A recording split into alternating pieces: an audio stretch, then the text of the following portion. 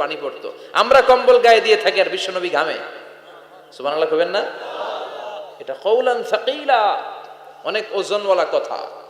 আবার বিশ্বনবী যখন ওটের উপরে বসে থাকা অবস্থায় কোরআনের আয়াত নাজিল হতো, ওটের বুকটা মুহূর্তের মধ্যে বালুর মধ্যে জমিনের মধ্যে লেগে যেত।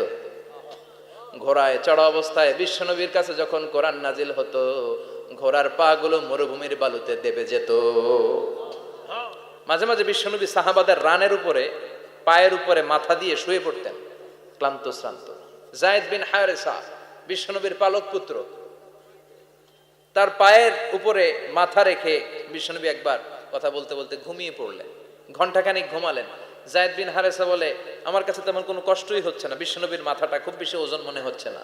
ঘন্টাখানিক পর বিশ্বনবীর চোখ খুললেন, আর খোলা মাত্রই ওনার উপর ওহী কোরআনের আয়াত নাজিল করতে শুরু করলো। কে?